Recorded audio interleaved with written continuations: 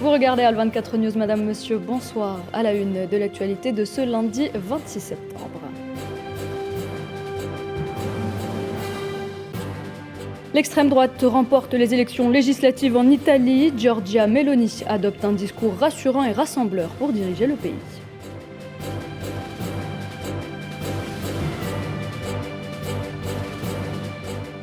Nouvelle escalade sioniste à Al-Aqsa, une provocation qui coïncide avec la célébration du Nouvel An juif et que la présidence palestinienne condamne.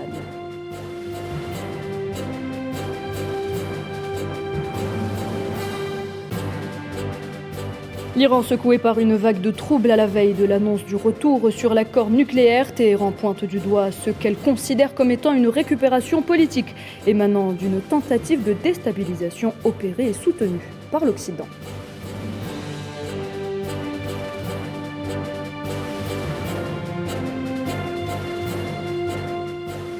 Tombée de rideau sur la 77e session de l'Assemblée générale des Nations unies, la candidature de l'Algérie pour l'obtention d'un siège au Conseil de sécurité soutenu par les pays de l'Union africaine, de la Ligue arabe et de l'Organisation de la conférence islamique.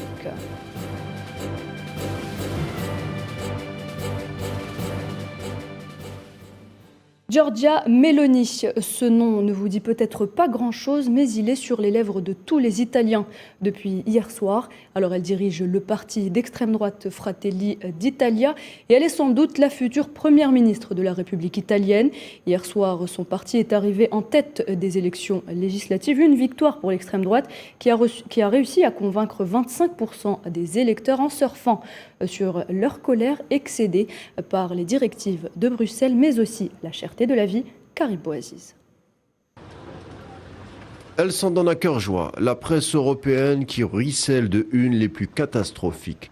Le fascisme spectre noir reviendrait en Europe après presque un siècle, mais cette fois-ci, non pas sous les traits d'un militaire bourru, mais d'une falbala peroxydée. Giorgia Meloni, 45 ans, dont l'entrain sur les estrades de campagne depuis 2018 pour tabler sur les valeurs de Dieu, la famille, la patrie, est en passe de sans doute être la première chef du gouvernement cataloguée droite extrême depuis la chute du Duce.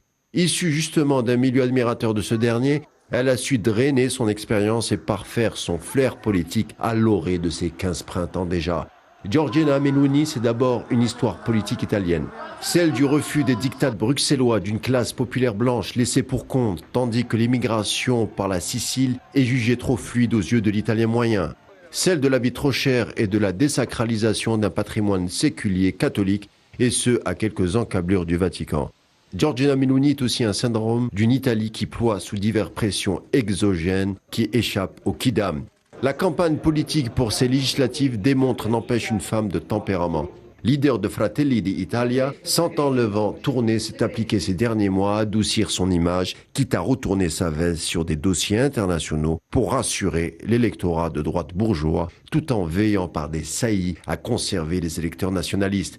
Stratège, fruit d'un bref passage en politique sous la houlette de son mentor Gianfranco Fini, après la chute de celui-ci, elle s'est bien tenue à l'écart des gouvernements successifs des années 2010, consolidant son nouveau parti Fratelli d'Italia, parti présenté comme hors système, qui s'installe doucement mais sûrement dans le paysage politique. Tout en prenant les codes post-fascistes, elle n'hésite pas à affirmer sa position pour Poutine lors de la guerre en Crimée. Elle applaudira ouvertement le Brexit, opposé surtout aux droits des minorités et aux politiques migratoires, mais d'un autre côté, on l'a dit, pro-OTAN, pro-Ukraine est devenu, dans la foulée, pro-Union européenne. C'est-à-dire un cocktail laissant sceptique l'auto-élue Ursula von der Leyen qui a menacé de sanctions l'Italie il y a quelques jours si celle-ci est votée dans le mauvais sens. On verra d'ici les quelques jours la réelle texture politique du gouvernement formé sous la houlette de Meloni, c'est-à-dire celui-là même se situant loin des emphases des campagnes électorales pour endosser le concret. Et suite à cette victoire de l'extrême droite, l'opinion publique et la classe politique n'ont pas tardé à réagir. Retour justement sur les différentes réactions avec Naila Hamouda. L'Italie se réveille avec un paysage politique profondément changé. Pour la première fois depuis 1945, un parti d'extrême droite se retrouve au pouvoir. La coalition que le parti Fratelli d'Italia de Giorgia Meloni forme avec la Ligue de Matteo Salvini et Forza Italia de Silvio Berlusconi obtient la majorité absolue des sièges, aussi bien de la Chambre des députés qu'au Sénat. Giorgia Meloni est bien partie pour devenir la première femme à occuper le poste de chef du gouvernement italien. Une victoire historique qui suscite de vives réactions de la population. Nous espérons que cette droite n'interférera pas trop avec l'Europe. L'éventuelle prochaine chef du gouvernement, pas le Premier ministre, parce que nous n'avons pas de Premier ministre en Italie. Si c'est celle à laquelle nous avons eu affaire ces derniers mois, ça devrait aller. Mais si c'est celle d'il y a 10 ans, alors ça n'ira pas. C'était un résultat prévisible d'un côté, même si la coalition que je soutenais n'a pas gagné. Je pense que nous devons être confiants, tout d'abord parce que c'est une femme, et ensuite d'après le discours qu'elle a prononcé immédiatement. C'est un discours mesuré. L'alliance des trois partis de droite et d'extrême droite obtient plus de 44% des voix. Le parti Fratelli d'Italia est désormais le premier avec plus de 26% des suffrages. La gauche italienne n'a pas réussi à faire barrage. Le parti démocrate d'Enrico Letta passe sous la barre des 20%.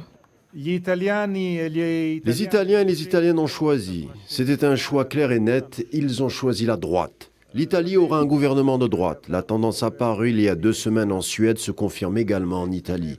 Aujourd'hui est un triste jour pour l'Italie, pour l'Europe. Des jours difficiles nous attendent. Bon nombre d'experts italiens s'accordent déjà à dire que l'espérance de vie de la coalition de droite sera courte. Une période d'incertitude, selon certains observateurs, débute en Italie et au sein même de l'Union européenne, après que la droite ait gagné du terrain dans certains pays, notamment en Hongrie et en Suède. Une rhétorique bien trempée, Giorgia Meloni, nous le disions, deviendra certainement la première présidente du Conseil italien. Cette mère de famille de confession chrétienne prône une politique anti-immigration et le respect des traditions italiennes. Beaucoup la considèrent comme l'héritière spirituelle de Mussolini. Retour sur son étonnante ascension politique avec Emen Merad. L'Italie a tourné dimanche une page de l'histoire européenne en élisant une coalition d'extrême droite à sa tête, Giorgia Meloni. Les résultats publiés lundi ont démontré que Meloni, leader des nationalistes d'Italie, a réussi à mener une coalition de droite de Matteo Salvini et de Forza Italia de l'ancien Premier ministre Silvio Berlusconi. Une coalition qui prendra le contrôle du Sénat et de la Chambre des députés avec plus de 44% de voix. Une majorité parlementaire menant à une défaite écrasante d'une gauche déjà fracturée. Née le 15 janvier 1977 à Rome, Giorgia Meloni, une étoile montante de la scène politique italienne, dès son plus jeune âge, en 1996, elle s'engagea dans le front de jeunesse du mouvement social d'Italie. Se présentant comme une femme, une mère chrétienne, elle défend une vision sociale nationale et populaire. Elle a à plusieurs reprises tenu des propos favorables à l'encontre de Benito Mussolini, s'exprimant dans une chaîne de télévision française. La même année, Meloni avait défini Mussolini de bon politicien.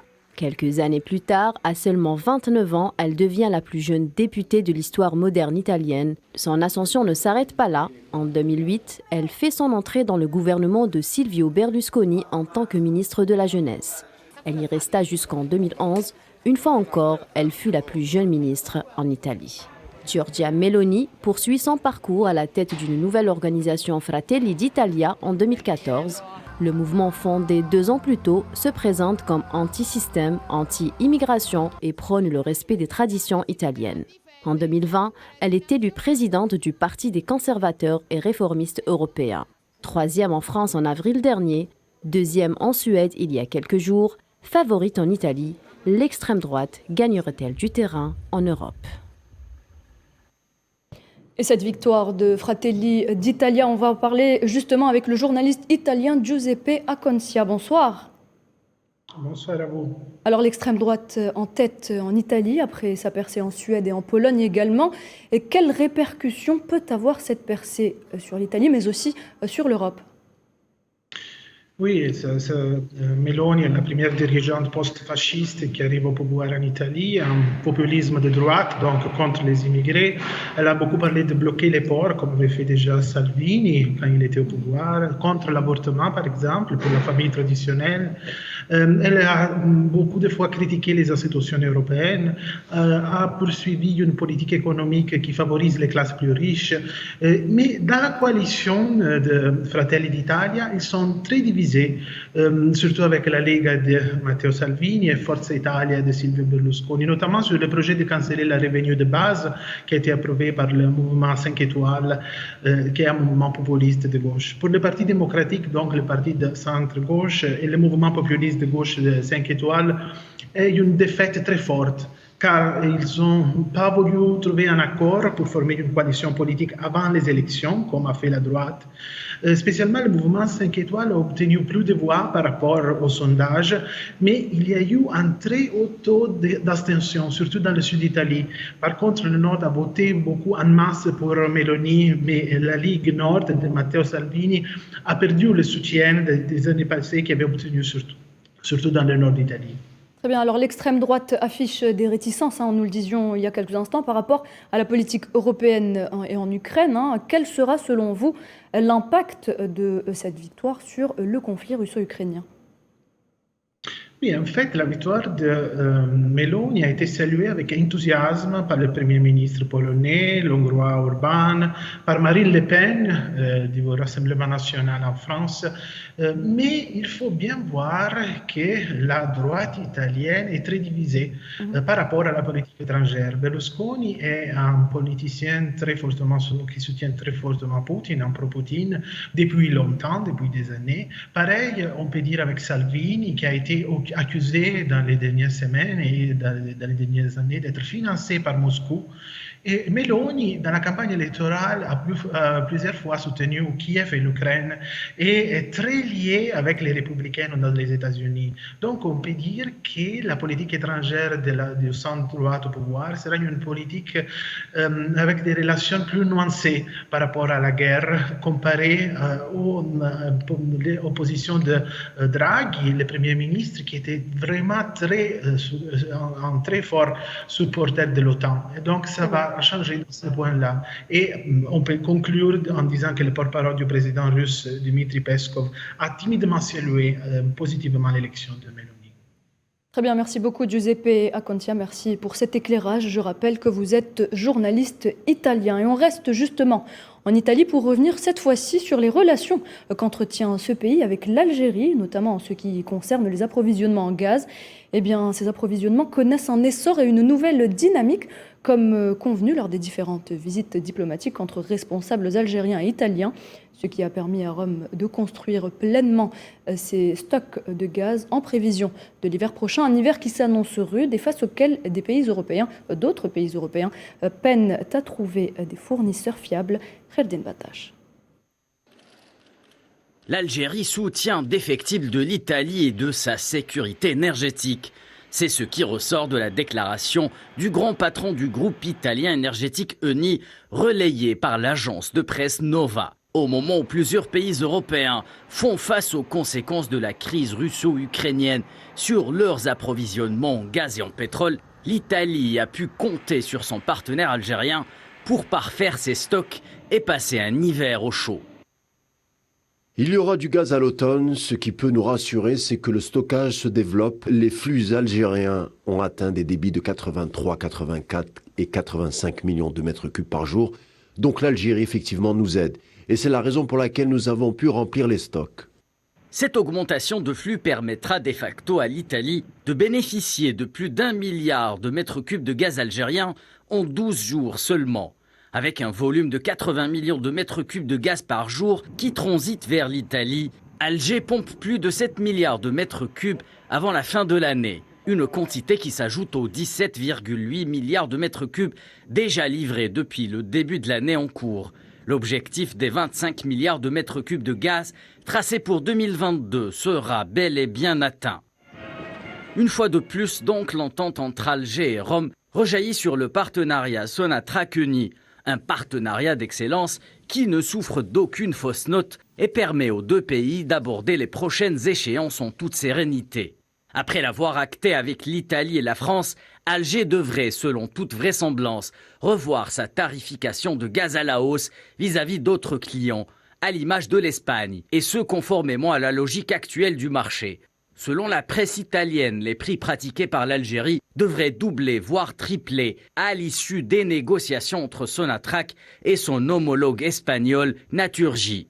Voyons le prix du gaz exploser sur les marchés internationaux et les sources d'approvisionnement se restreindre. L'Italie a eu raison de faire confiance à son partenaire algérien pour l'aider à traverser cette mauvaise passe, aux grandes dames des oiseaux de mauvais augure, mais il n'est pire sourd que celui qui ne veut pas entendre.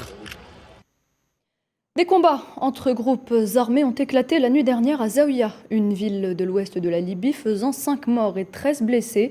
Selon les médias locaux, les affrontements, notamment à l'arme lourde, ont opposé 2 groupes officiellement affiliés au ministère de la Défense et de l'Intérieur au cœur de cette ville située à une quarantaine de kilomètres de la capitale Tripoli.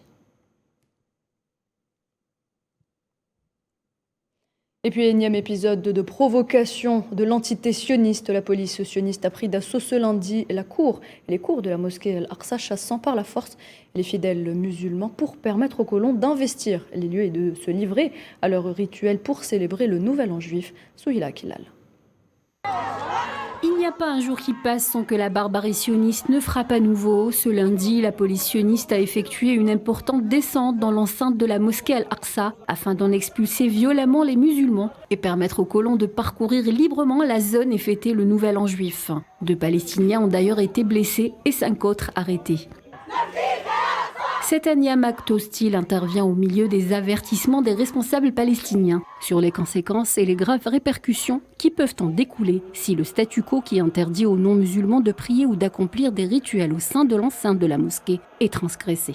Ce même statu quo que des groupes de fanatiques juifs appellent à changer en investissant Al-Aqsa à partir d'aujourd'hui et au cours des prochaines semaines. Les autorités palestiniennes n'ont pas tardé à réagir. Le porte-parole de la présidence, Nabil Abou Roudaïna, a estimé que cette incursion s'inscrit dans le cadre de l'escalade sioniste contre le peuple palestinien, sa terre et ses lieux saints, mettant en garde contre la poursuite de ces pratiques qui entraîneront une explosion de la situation et davantage de tensions et de violences. La tension reste cependant élevée dans la ville sainte. L'entité sioniste, toujours provocatrice, continue de renforcer sa présence dans la ville occupée et d'appeler les colons à porter des armes à tout moment, alors qu'ils célèbrent les fêtes juives. Dans l'actualité également, l'Allemagne annonce avoir convoqué cet après-midi l'ambassadeur iranien à Berlin pour une discussion sur les répercussions du mouvement de protestation en Iran. Des manifestations qui, rappelons-le, ont commencé le 16 septembre dernier suite au décès de Mahsa Amini.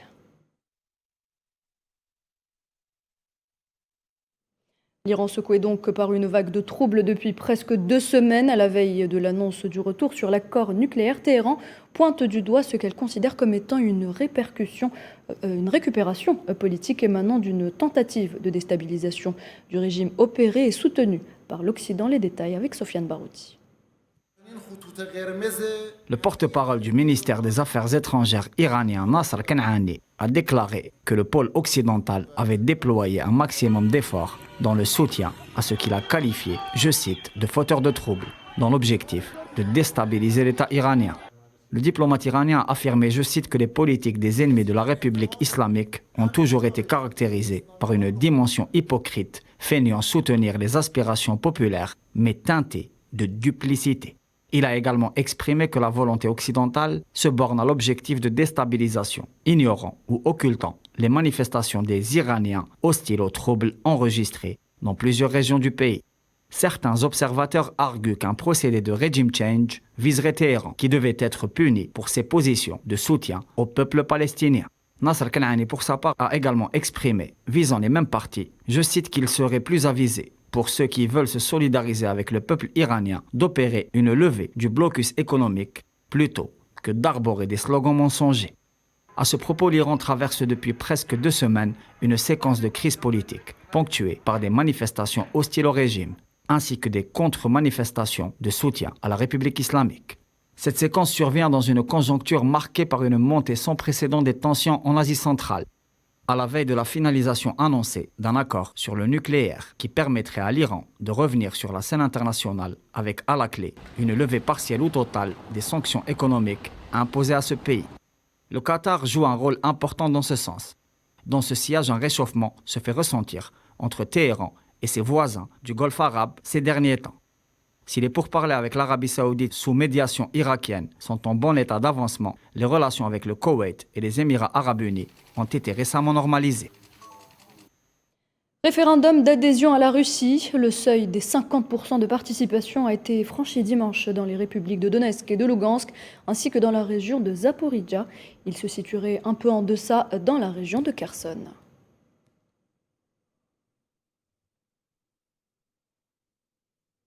Le Kremlin reconnaît des erreurs dans la mobilisation des réservistes pour aller combattre en Ukraine, alors que les autorités russes font face à une contestation populaire.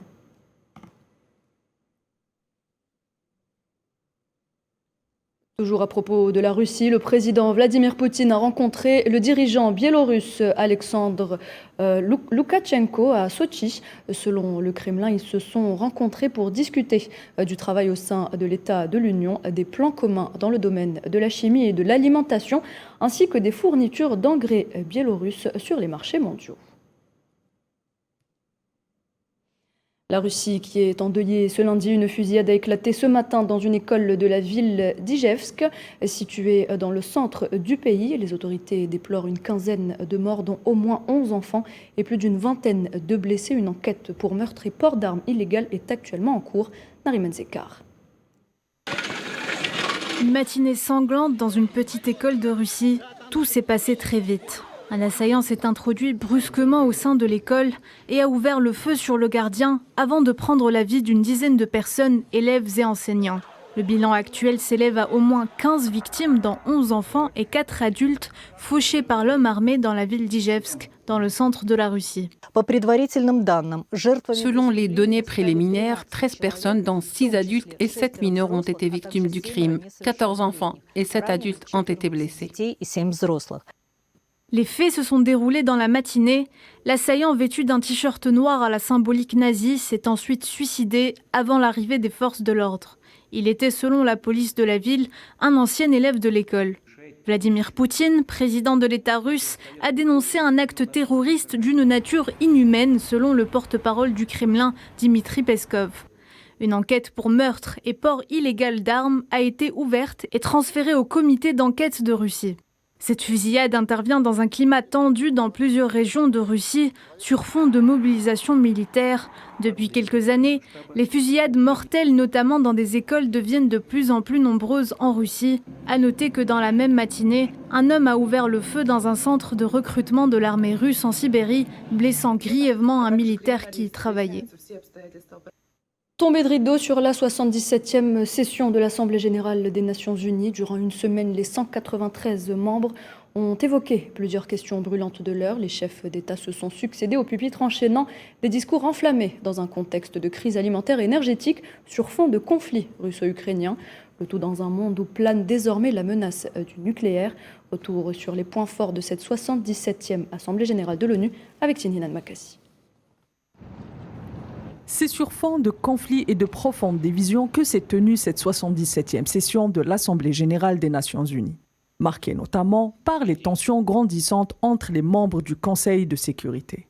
Ces tensions remettent en cause l'efficacité même de l'organisation et sa capacité à être porteuse de paix dans le monde, comme préconisé par sa charte. D'ailleurs, un des enjeux pour son secrétaire général Antonio Guterres est de replacer son institution au cœur des jeux et enjeux politiques mondiaux.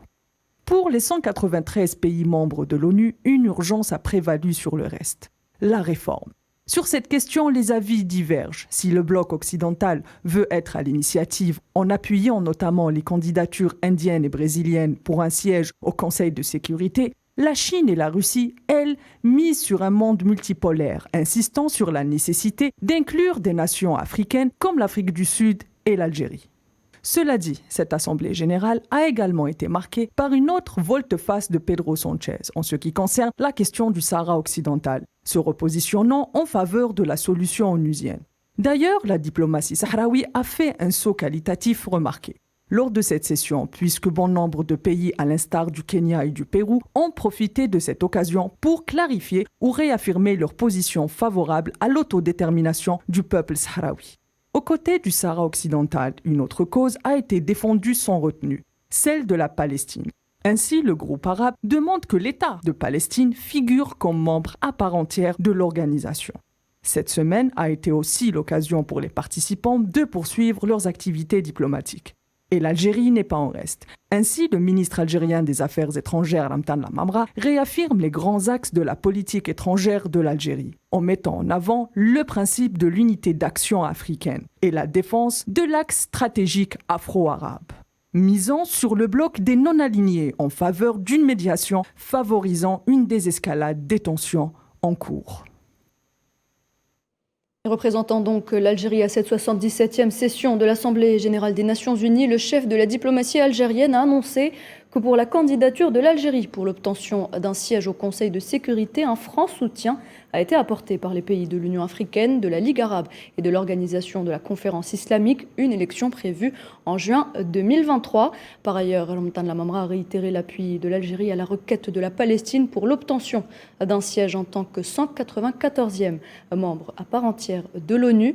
Même soutien exprimé pour le Sahara occidental dans sa lutte pour l'autodétermination. Ramtan Lamamra a également salué l'envoi d'un émissaire onusien et appelé la communauté internationale à soutenir ses efforts pour une solution politique donc au Sahara occidental. Et puis concernant la Libye, le ministre algérien a rappelé que la seule solution à la crise réside dans la non-ingérence en tout genre dans les affaires du pays et l'organisation d'élections. Et puis le Mali, autre dossier important, l'Algérie en sa qualité de pays médiateur appelle la communauté internationale à appuyer les factions maliennes et à soutenir les engagements dans ces partis pour traverser cette période de transition en paix.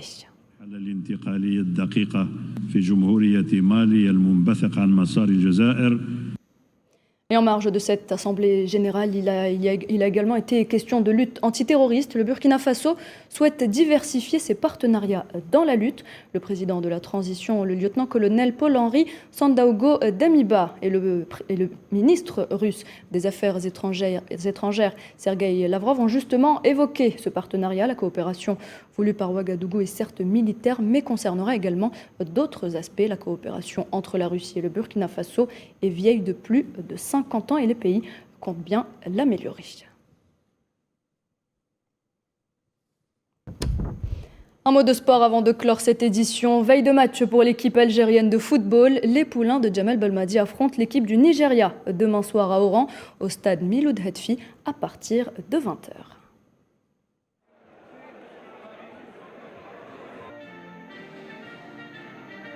Ouais, après, pour un attaquant, n'importe qui, ça aurait été compliqué. J'ai pas eu d'occasion, on a couru beaucoup en première mi-temps. Et voilà, je suis un attaquant qui a besoin de ballon pour marquer. Et c'est sûr que c'était un match compliqué. Et voilà, après, c'est le football. Et voilà, j'espère avoir un peu plus d'occasion sur les prochains matchs pour montrer de quoi je suis capable. C'est une belle équipe en face et voilà, à nous de mieux rentrer dedans et être plus performants et faire un bon match. Voilà, et le public derrière, il nous pousse et on a envie de faire une belle prestation pour eux. Jouer et marquer de buts, c'est ce que je sais faire de mieux et ce que je compte faire avec la sélection. Oui, vous l'avez dit, on a joué 2 fois contre le Nigeria. Vous avez bien dit qu'on avait gagné 1-0 et 2-1. C'est des équipes, c'est des scores très serrés. Donc ça va se jouer sur des détails. On a pu visualiser un peu avec l'équipe comment fonctionnait cette équipe. Mais bon, voilà, on va se concentrer sur nous-mêmes. On sait ce qu'on doit travailler à l'entraînement. On sait de quoi on est capable aussi, de nos qualités. Et on va continuer à bien travailler aujourd'hui pour peaufiner les petits manques qu'il y a eu face à la Guinée. Voilà, alors Algérie-Nigeria, c'est demain à 20h. Et c'est la fin de cette édition. Merci de l'avoir suivi. L'information continue sur nos réseaux sociaux. Scannez juste le QR code qui s'affiche en bas de votre écran. À demain 19h.